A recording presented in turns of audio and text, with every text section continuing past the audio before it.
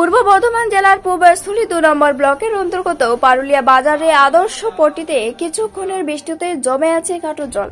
আর এই জল জমাকে কেন্দ্র করে বিভিন্ন দোকানির জল ঢুকে যায় এবং বিভিন্ন ঝুঁকি যেমন সাপের ভয়, বিভিন্ন জীবাণুর ভয় নিয়েই তারা দোকানদারি করছে। বৃষ্টির জল জমার কারণে বিভিন্ন খদ্দেরকে আদর্শ পট্টিতে কেনাকাটা করতে অসুবিধা হচ্ছে এবং বিভিন্ন দোকানদারের মূল্য নষ্ট হয়ে যাচ্ছে বলে জানা যায়।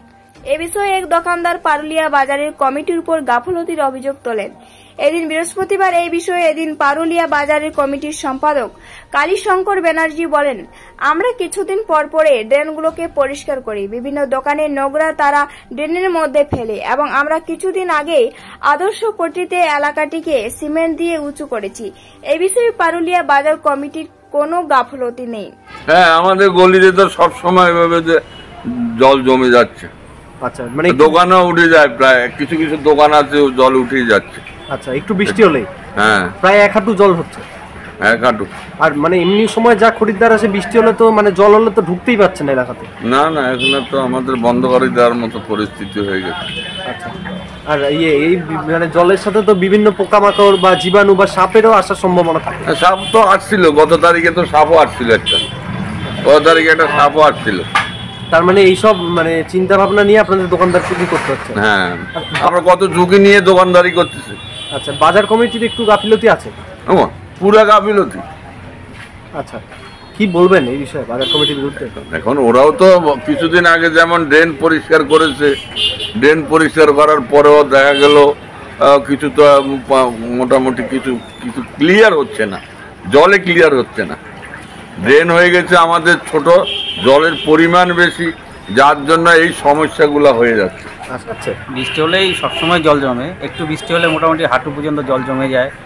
অনেকবার আমাদের যে বাজার কমিটি আছে, বাজার কমিটিকেও জানানো হয়েছে, একটু পরিষ্কার করে আবার সেই যে কপাল সেই মাথা।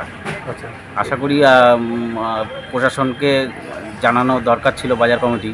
আমাদের এখানে যে জলের অবস্থা এত খারাপ, ড্রেনটা পুরো জ্যাম হয়ে যায়, 2 দিন পর পর জ্যাম হয়ে যায়। প্লাস্টিক, বিভিন্ন রকম নোংরা জীবাণু সব ওখানে পড়ে থাকে।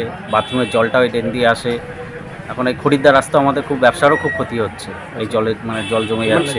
একটু বৃষ্টি হলে জল জমে যাচ্ছে, একটু বৃষ্টি হলে জল জমে যায়। জল মানে যে পারুলিয়া বাজার যেখান দিয়ে জল যেত সমস্ত জায়গাগুলো, যেমন নালা টালা সমস্ত কিছু বন্ধ করে দিয়েছে মানুষের চারিদিকে। আচ্ছা, এবং সেখানে একটু ভরাট করে বেআইনিভাবে বাড়ি করেছে,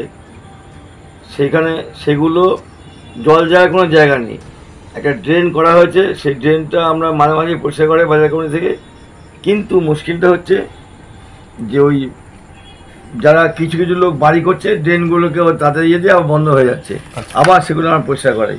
তো জল নিকাশি ব্যবস্থা খুবই খারাপ পারুলিয়া বাজার। আগামী দিনে আরও ভয়াবহ ক্ষতি হবে, কারণ যে সমস্ত জায়গায় জল যাওয়ার জায়গা ছিল, সব নালা টালা যা ছিল সব ভরাট হয়ে গিয়ে সব বাড়ি করেছে। আচ্ছা, বাজার কমিটি মানে বাজারের দোকানদাররা বাজার কমিটির বিরুদ্ধে গাফিলতির অভিযোগ তুলছে, এই বিষয়ে কি বলবেন? না, গাফিলতি আমাদের কিচ্ছু নেই। আমাদের কিছু, আমরা ওখানে আদর্শ পট্টি ঢালাই করে অনেক উঁচু করে দিয়েছি, আমরা ড্রেন পরিষ্কার করে মাঝে মাঝে জল যাওয়ার জন্য। কিন্তু জলটা যাবে কোথায়?